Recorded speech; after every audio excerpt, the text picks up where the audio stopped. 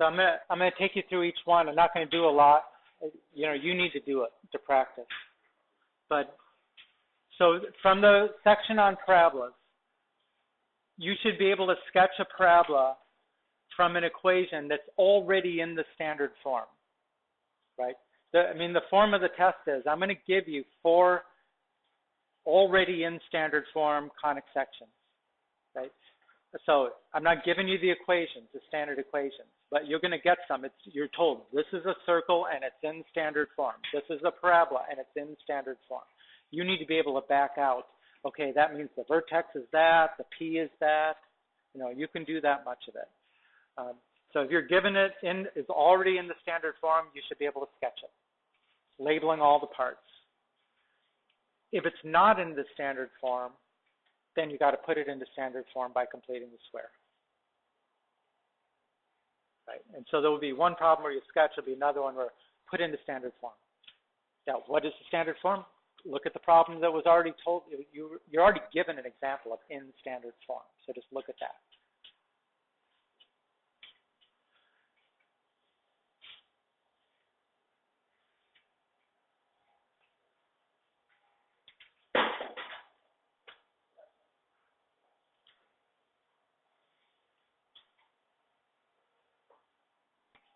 Really good. Okay, then there will be a problem. I mean, I'm not telling you. There's not one of each for everything, but the study guide is not that specific. If you're given the parts, like if you're given the vertex and the focus, can you come up with the standard form of the equation? Or the vertex and the directrix? Or the focus and the directrix? You know, any one of those should be enough for you to figure out the standard form.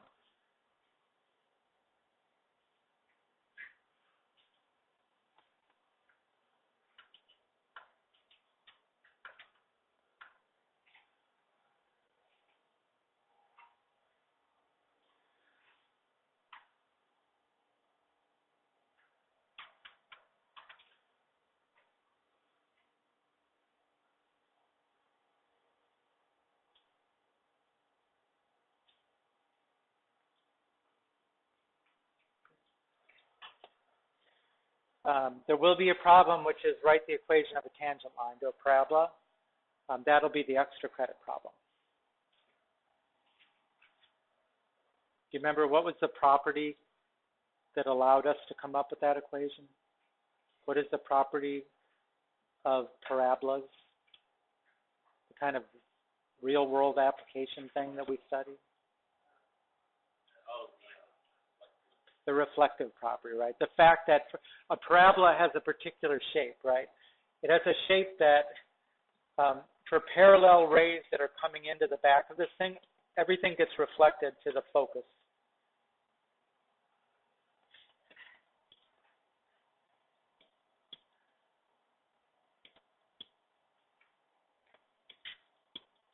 Come on.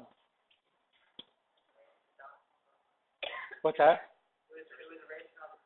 Yeah. There we go. Everything should get reflected to the focus. And it's that property which tells us the angle relationship and the distance formula and all that stuff. Again, there's a couple parts. One is you're going to have to use the standard form of a parabola to be able to figure out the P, so you can figure out the coordinates of the focus. You have to use a distance formula, and you have to know equation of a line. Then we jump to ellipses. And this is pretty much a copy of what I said for parabolas. You've got to be able to sketch an ellipse from an equation that's already in the standard form, right? Labeling all the parts. And if it's not in the standard form, put it in the standard form by completing the square. Right? You don't have to do that all in the same problem. You don't have to put it in standard form and then graph it. Right? You only, if it's already in a standard form, you graph it. If it's not, put it in standard form. Look at the problem at the top of the test that shows this is the standard form for an ellipse.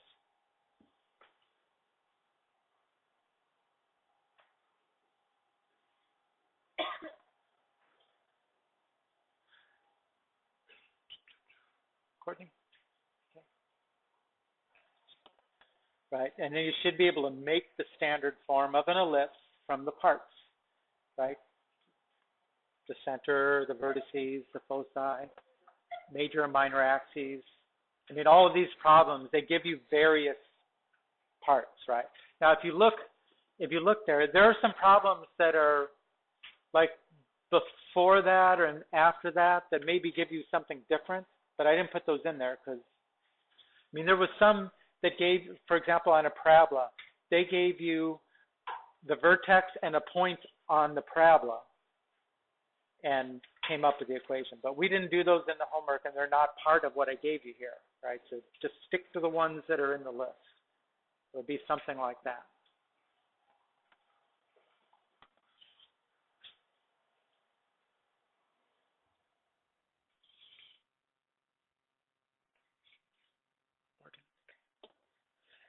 And then hyperbola, same deal, right? Sketch the hyperbola from the equation that's already in standard form. Put it into standard form by completing the square. Write equations of asymptotes, like the quiz.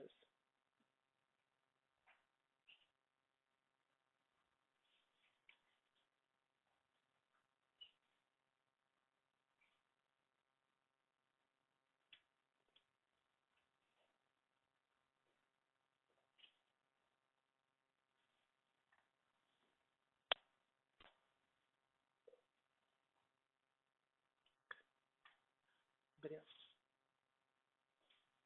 You writing?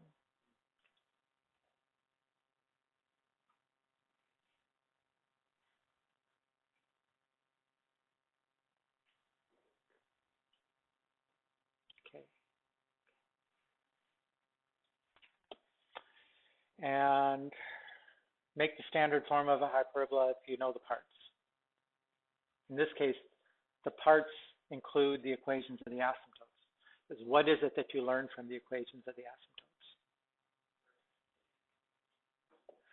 Well, the A and B, right? It's usually the slope tells us the ratio of A over B or B over A.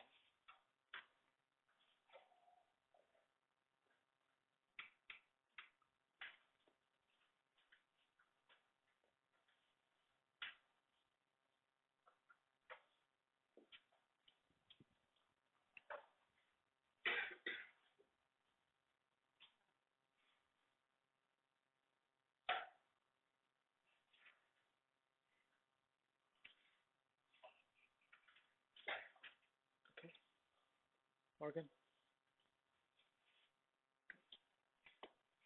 Right, then we get to the, for the circle, there is going to be one, here's a circle in standard form, sketch the circle. And there could be a, put it in standard form by completing the square. Of course, you'll have the example of that before. Now, this, you know, sketching the graph of a circle from the standard form is actually on page 20. We talked about it. I don't recall if I added a couple of problems and we did that just to sketch a circle, but that's where you're going there. There is none there where you put it into standard form by completing the square, but it's the same process that we're using for all the other shapes. So you should be ready for that. It's like the quiz question. Okay. And then we jump up to, oops, somebody still going? Okay.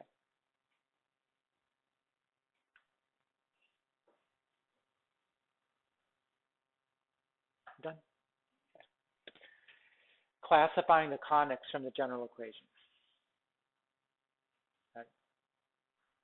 Remember we just went over it on the quiz, right? Parabola just has one squared term. Hyperbola, the squared terms have opposite signs. Circle, the squared terms have equal coefficients. Ellipses, they're not equal. They're the same sign, but they're not equal.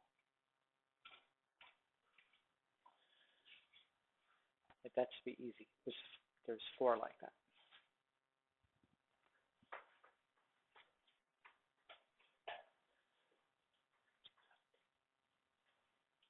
Good. Good. Okay, then we went to the parametric equations. Sketch a plane curve from parametric equations.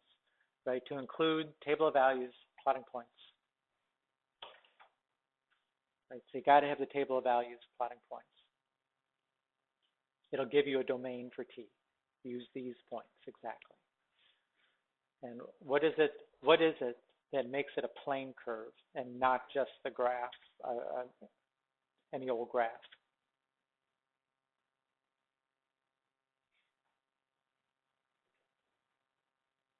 When we sketch the graph of parametric equations, what do we have to add?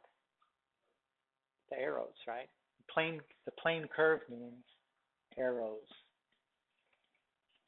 Meaning as the parameter increased, if it's T or whatever it is, as that variable increased, how did the graph, trace its path? Put an arrow to indicate. And then eliminate the parameter. And it is actually, it says rectangular equation, meaning it's not going to be one of the sines and cosines and thetas.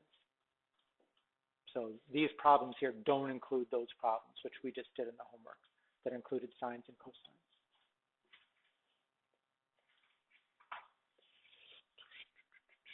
And last but not least, polar coordinates. Right? We should be able to convert points and equations from polar to rectangular, rectangular to polar.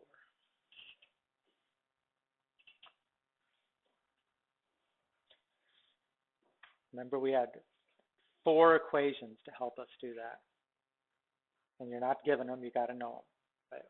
Which is the one for x? X equals, in terms of r and theta, what does x equal?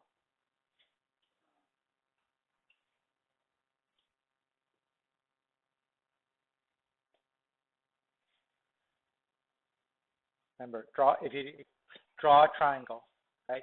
If this point is xy, but it's also r theta, right? That means this is x, this is y, this is r, and this is the theta, and that's a right angle. Right? So which trig function would you use that involved x and r? Cosine, right? Cosine is always x.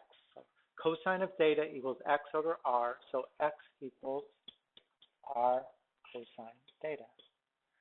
What does y equal? R sine theta. How about Pythagorean theorem? What would Pythagorean theorem tell you? X squared plus y squared equals r squared. That's another.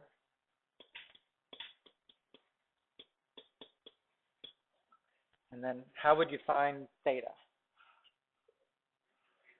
Right? Tangent of theta equals y over x.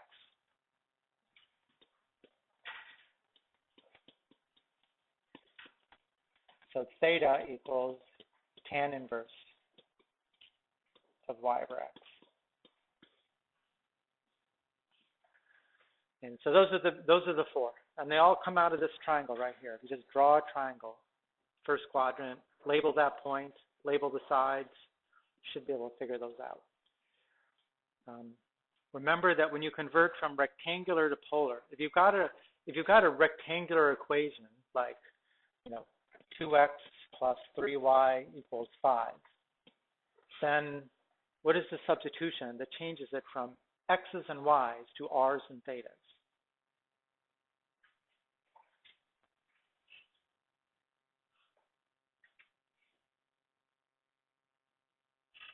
Come on, is that a trick question?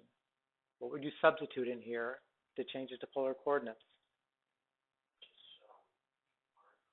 R sine theta, r cosine theta. Okay, remember, that's the process that they didn't even deem worthy of having an example for. Because anybody ought to be able to figure out, okay, well, x equals r cosine theta, just plug it in. Right? Now, it's a little more complicated when you do these, when you have to go the other direction, but we did 4 very specific examples, and I think if you look at those problems right there, they're all within what we've already done. They're just examples of doing the same thing. So there's nothing that's, bizarre or anything. So just look at that. So if I put all that together, right? Those are the problems altogether. Just, make sure you're getting out. I mean, the reason I put on the other slides, make sure you're getting out of each one of these sets of problems what I wrote on the other side.